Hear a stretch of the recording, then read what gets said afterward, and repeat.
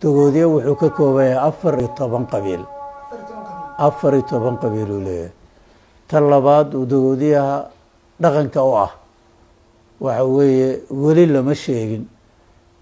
jifo iyo laba jifo dogoodiye oo dagaal iskaga yimid waa waaweyn yihiin wax la yiraahdo khalaawo diina la akhristaa dogoodiye iskhilaafay ilaa heerkaas gaaray waa adag qabiilka ugu dhow dhaqanka dogoodiye uu leeyahay waa qabiilka ciisaha la yiraahdo degan Djibouti ilaa iyo Ethiopia kilka shanaad kilka waxaa jiro beela maantada la joogo يعني so respected ku ah ugaasadooda qabiilka hadda aad magac dhawday ee dogoodiyana waa kamid oo mar waxaan aragnaa in dogoodiyuhu uu aad yani u weyneeyo u cizeeyo ugaaskiisa sidee dhaqankaas xoogan ay dogoodiyuhu ku yeesheen wallaahi horta midda ugu horeysa waxay tahay dogoodiye dhaqankiisa weligii shakina ma gelin lagamana hadlaba waa wax la ogay wataan ku lahaa wabarnimada ama boqortooyada waa u dhalasho wax lagu tartami karo qof kale uu sheegan karo maaha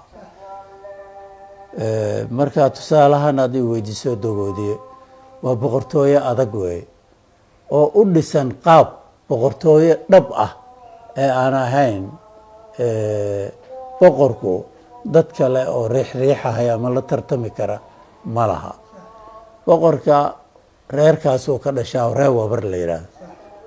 oo adeerkay waa simanahay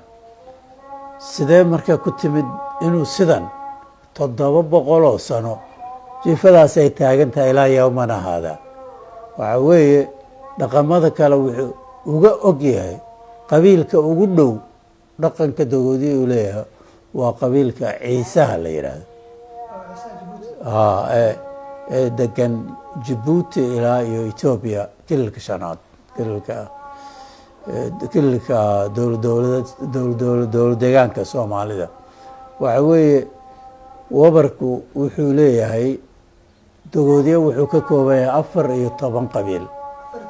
14 qabiil uu leeyahay 14 qabiil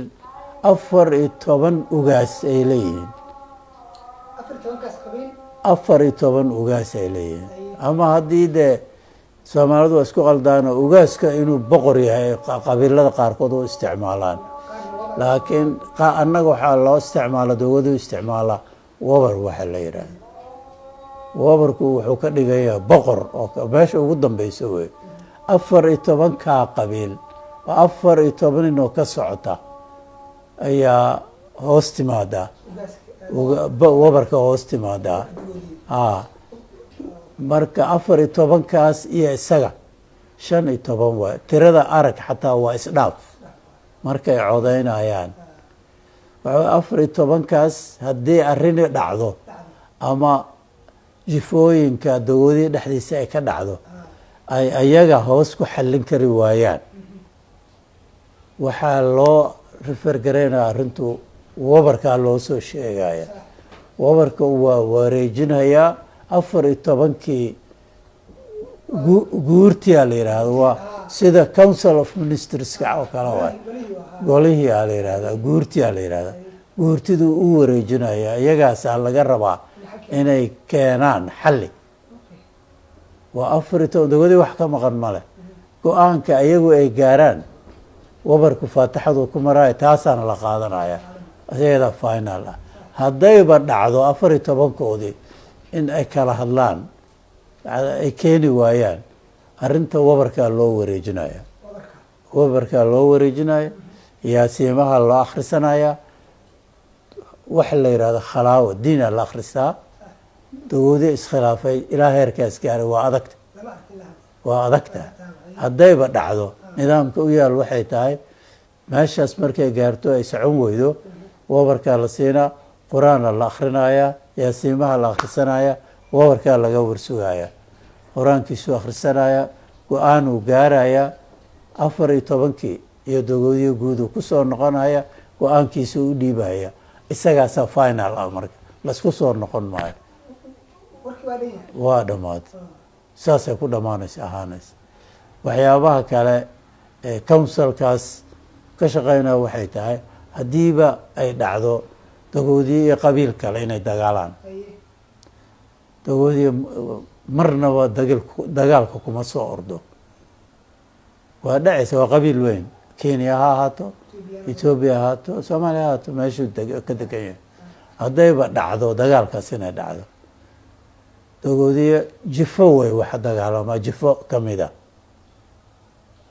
ayaa reer la dagaalamaya ilaa wabarku uu arrinta ay kasoo gaarto dagoodiye kama kaco dagaalka toos uma galayo dagoodiye wuxuu dagaal gelayaa marka uu wabarku ka caalo waayo reerka kale ee dagaalka ay kula jiraan go-aanka ugu dambeysta waxaa iska leh wuxuu arrinta u ridinayaa 14 ugaas ee ka hoos shaqeynaya